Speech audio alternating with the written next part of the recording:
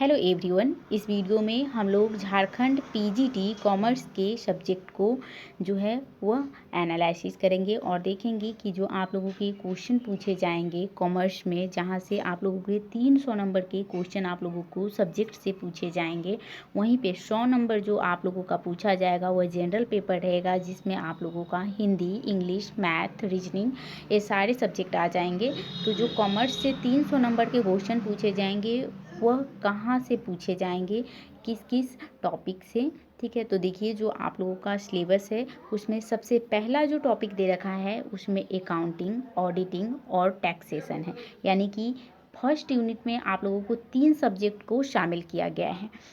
Accounting, तो देखिए accounting में आप लोगों को फिनेंशियल अकाउंटिंग से क्वेश्चन पूछे जाएंगे। अब देखिए इसमें फाइनेंशियल इंफॉर्मेशन सिस्टम में कहाँ से क्वेश्चन रहेगा, तो देखिए impact of behavioural science, method of accounting of changing price level and the particular reference of the current purchasing power, ठीक है। यहाँ से क्वेश्चन रहेंगे सीपीपी से। वहीं पे फिर accounting advance problem of company account से भी आप लोगों के क्वेश्चन रहेंगे। अमलगमेशन, ठीक है, एब्जॉर्शन और रिकंस्ट्रक्शन ऑफ कंपनी से क्वेश्चन रहेंगे, जो कि आप लोगों के ग्रेजुएशन के जो आप लोगों का फाइनेंशियल अकाउंट का बुक है तो वहाँ से आप लोगों का यह जो टॉपिक है वह कवर हो जाएगा, ठीक है। वहीं पे जो accounting of holding company of valuation of the share of goodwill, यानी कि आप लोगों के होल्डिंग कंपनी से भी क्वेश्चन रहेंगे और फिर शेयर ऑफ गुडविल से क्वेश्चन रहेगा। फिर controlship function, property control, legal and management से भी आप लोगों के क्वेश्चन रहेंगे। तो देखिए अकाउंटिंग को जो सिलेबस है, अकाउंटिंग के सिलेबस को इसको 2 पार्ट में बांटा है। पहला तो है कि आप लोगों का फाइनेंशियल अकाउंटिंग और दूसरा आप लोगों का शामिल इसी में कर दिया है कॉस्ट अकाउंटिंग। अब देखिए कॉस्ट अकाउंटिंग के अंतर्गत आप लोगों को क्या पढ़ना है, technique of segregation, semi variable cost, fixed and variable component, ठीक है। उसके बाद जॉब कॉस्टिंग पढ़ना है, फीफो मेथड पढ़ना है आप लोगों को, वेटेज एवरेज मेथड, और फिर जो है वह equivalent unit of production, reconciliation of cost of final account, marginal costing आप लोगों को पढ़ना है, कॉस्ट वॉल्यूम प्रॉफिट रिलेशनशिप पढ़ना है, फिर algebraic formula and the graphic representation shutdown point, इस टॉपिक को पढ़ना है। फिर technique of cost control and cost reduction, यानी कि जो आप लोगों का कॉस्ट अकाउंटिंग के अंतर्गत कॉस्ट कंट्रोल के टेक्निक को पढ़ना है, साथ ही कॉस्ट को रिड्यूस किस तरह से किया जाएगा उस टेक्निक को पढ़ना है। आप लोगों को बजटरी कंट्रोल, जिसमें फ्लैक्सिबल बजट, स्टैंडर्ड कॉस्टिंग पढ़ना है, और फिर जो वेरिएंस एनालिसिस है इसको पढ़ना है, ठीक है। फिर ओवरहेड और inherent fallacy, costing of price decision, ये सारे टॉपिक आप लोगों के पढ़ने हैं। तो देखिए कॉस्ट अकाउंट का जो आप लोगों का ग्रेजुएशन का बुक है वहाँ से आप लोगों का इसमें जितना भी दे रखा है टॉपिक सारा आप लोगों का कवर हो जाएगा, ठीक है। कॉस्ट अकाउंटिंग के बुक से आप इसको कर सकते हैं।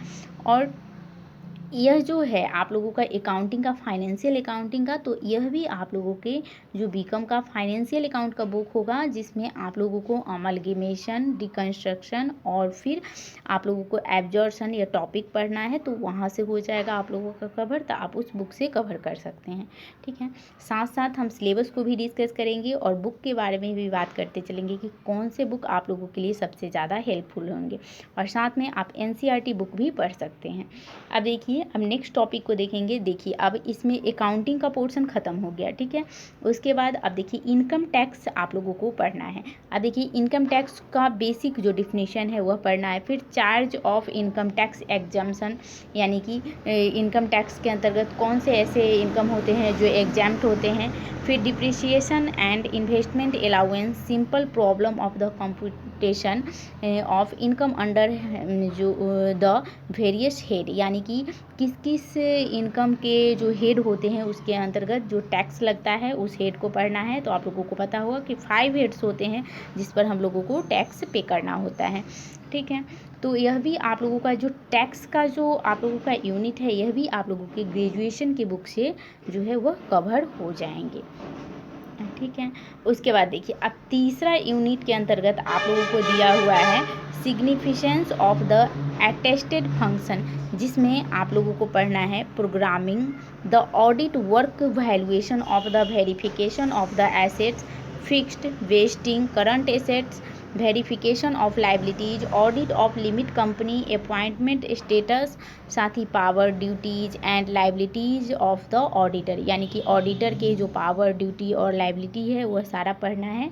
फिर ऑडिट रिपोर्ट आप लोगों को पढ़ना है, audit of share capital transfer of share special point in the audit of banking and insurance company, यानी कि ऑडिटिंग का पूरा जितना भी आप लोगों को टॉपिक है इसमें दे दिया गया है आप लोगों के सिलेबस में।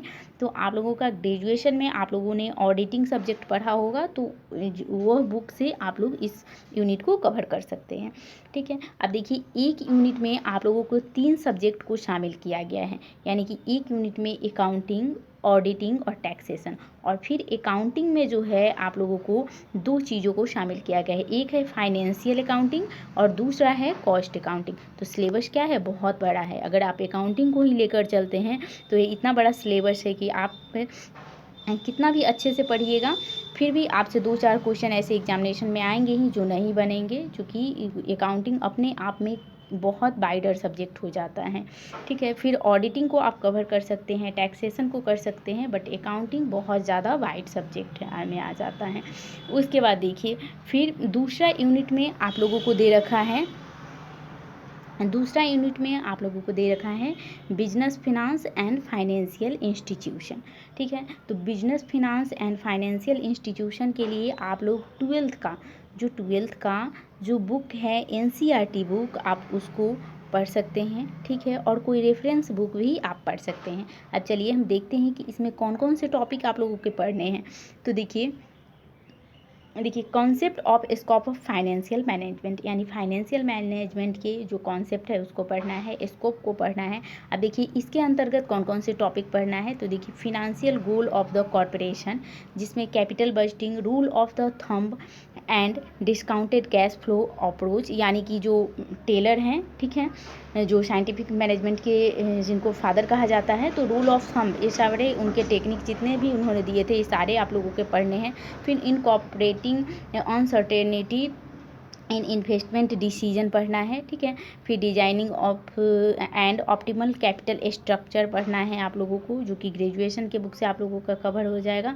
फिर एवरेज कॉस्ट ऑफ कैपिटल पढ़ना है, ठीक है। वहीं पे Modigliani and Miller model को भी आप लोगों को पढ़ना है, ठीक है। Role of public and the convertible debenture के बारे में पढ़ना है। फिर norm and guideline regarding debt and equity ration, फिर उसके बाद determinant of the optimal dividend policy आप लोगों को पढ़ना होगा, ठीक है। फिर वाल्टर मॉडल ये सारे आप लोगों के पढ़ने हैं। उसके बाद difference of the component cash flow approach को भी पढ़ना है। वर्किंग कैपिटल नीड, फिर profile of the working capital in India industry credit. उसके बाद देख लीजिए आप लोग management and the credit policy, फिर consideration of to tax and relation of the financial planning, ठीक है। कैश फ्लो स्टेटमेंट आप लोगों को यह भी पढ़ना है, ठीक है। तो आप लोगों का जो फाइनेंशियल मैनेजमेंट का जो बुक होगा तो कुछ चैप्टर आप लोगों के 12th की बुक से मिल जाएंगे। उसके बाद कुछ चैप्टर जिसमें कैपिटल स्ट्रक्चर का थ्योरी पढ़ना होगा आप लोगों को, डिविडेंड का जो भी थ्योरी है उसको पढ़ना होगा। तो इसके लिए आप ग्रेजुएशन की बुक को फॉलो कर सकते हैं। अब देखिए इसके अंतर्गत दूसरा जो आप लोगों को टॉपिक दे रखा है वो क्या दे रखा है, organisation and the deficiencies of Indian money market structure of assets and the liability of the commercial bank, जिसमें आप लोगों को पढ़ना है नेशनलाइजेशन, रीजनल रूरल बैंक पढ़ना है आप लोगों को, ठीक है। उसके बाद study group of flowing banking credit पढ़ना है।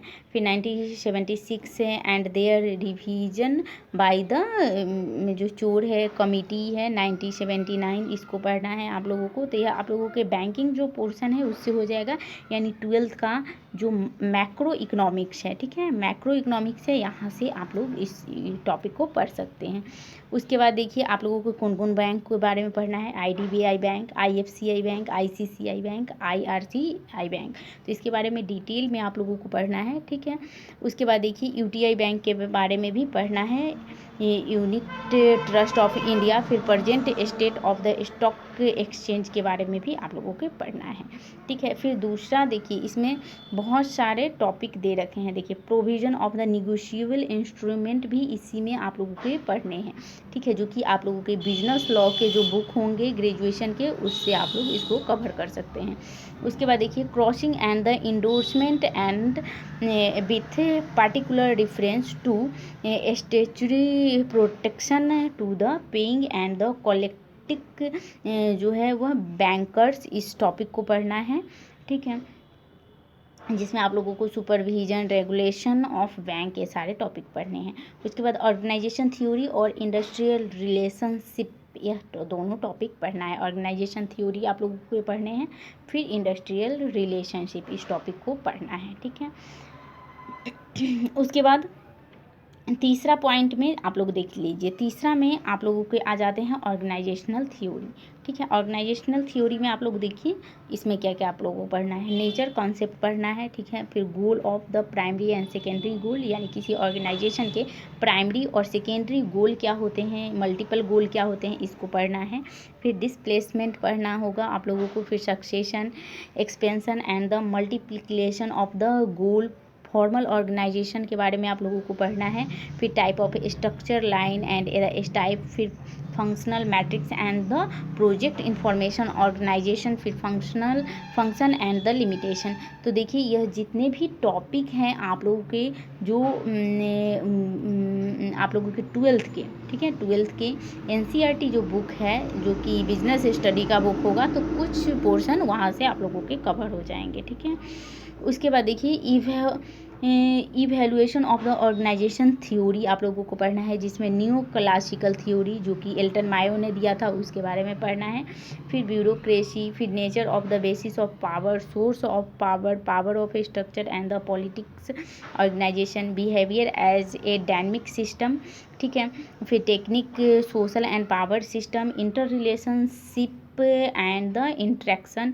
फिर आप लोगों को पढ़ना है जितना भी ब्रूम का थ्योरी, फिर मास्लो थ्योरी, हर्ट्ज़बर्ग का थ्योरी, लिकर्ट का थ्योरी, ठीक है, जितना भी थ्योरी है सारा थ्योरी आप लोगों को पढ़ना है। फिर आप लोगों को देखिए moral of the productivity, leadership के बारे में पढ़ना है। फिर लीडरशिप का जितना भी थ्योरी है सारे को पढ़ना है आप लोगों को। फिर style management of conflict in organisation, transactional analysis पढ़ना है। उसके बाद कल्चर टू ऑर्गेनाइजेशन, फिर limit and the rationality, Simon March approach, इसको भी पढ़ना है। उसके change, adaptation, growth of development, organisation, control on and effectiveness, यानी कि एक जो ऑर्गेनाइजेशन है उसको हम लोग किस तरह से कंट्रोल कर सकते हैं, उसको किस तरह से प्रभावी बना सकते हैं, किस तरह से उसका ग्रोथ किया जा सकता है, डेवलपमेंट किया जा सकता है, सारी चीज़ें आप लोगों को पढ़ने हैं, ठीक है। और यहाँ से आप लोगों के कॉन्सेप्चुअल जो क्वेश्चन है वह बनेंगे, तो आप लोग इस यूनिट को अच्छे से कवर कर सकते हैं। उसके बाद देखिए अब चौथा जो आप लोगों का है वह दिया हुआ है इंडस्ट्रियल रिलेशनशिप, ठीक है, इंडस्ट्रियल रिलेशन। इसमें देखिए आप लोगों को nature and the scope of the industrial relation, फिर industrial labour in India of the commitment, theory of the unionism, trade union movement in India, growth structure, role of the outside leadership, worker education and the other problem, collective bargaining के बारे में आप लोगों को यहाँ पे पढ़ना है। फिर approach of the condition, limitation and the effectiveness in India, condition, workers participant in the management philosophy, फिर rational present and the state of the affairs and the it future perspective से भी आप लोगों के यहाँ से क्वेश्चन बनेंगे। और देखिए यहाँ पे जो भी आप लोगों के क्वेश्चन बनेगा वह आप लोगों के कॉन्सेप्चुअल क्वेश्चन पूछे जाएंगे। उसके बाद देखिए prevention and the settlement of industry dispute in India, prevention of the major settlement of the machinery and the other major of the practice, यहाँ से क्वेश्चन रहेगा। फिर industrial relationship in public enterprise, absence and the labour turnover, international level organisation से भी question रहेंगे। तो देखिए, चूँकि आप लोग अगर आप लोगों का ग्रेजुएशन में अगर आप लोगों का अकाउंट ऑनर्स रहा होगा तो यह जो इंडस्ट्रियल रिलेशनशिप का जो यह है तो आप लोगों को नहीं मिलेगा, ठीक है। तो इस टॉपिक को आप देख लीजिएगा कि आप लोग गूगल से या फिर कहीं से सर्च करके आप पढ़ सकते हैं, बट इसको आप लोग ईपीएस के बुक से भी पढ़ सकते हैं। जो आप लोगों का 12th का जो ईपीएस का बुक होगा वहाँ से भी कुछ चीज़ आप लोगों को इसमें से कवर हो जाएगा, ठीक है। तो ये था सिलेबस पीजीटी कॉमर्स का। तो आप लोगों को समझ में आया होगा और आप लोग हर एक टॉपिक को अच्छे से पढ़िए, उसका एमसीक्यू सॉल्व कीजिए और तभी जाके आप लोगों का कॉन्सेप्ट जो है वह क्लियर होगा। और चूँकि इसका सिलेबस भी काफ़ी बड़ा दिया हुआ है, हर एक टॉपिक में अगर आप मान लीजिए कि आईडीबीआई बैंक को ही पढ़ते हैं तो उसके बारे में पूरा डिटेल पढ़िएगा, तभी आप लोग क्वेश्चन भी सॉल्व कर पाइएगा, ठीक है। तो सिलेबस बहुत बड़ा है, हर एक टॉपिक को अच्छे से पढ़िए आप लोग। और हम अपने चैनल पे भी कुछ टॉपिक को लेकर आएंगे उसके एमसीक्यू के साथ, तो आप हमारे साथ बने रहिए। और वीडियो पसंद आ रहा है तो आप लोग इसे लाइक कीजिए, चैनल को सब्सक्राइब कीजिए और वीडियो को शेयर कीजिए। तो मिलते हैं नेक्स्ट वीडियो में, तब तक के लिए थैंक यू वेरी मच।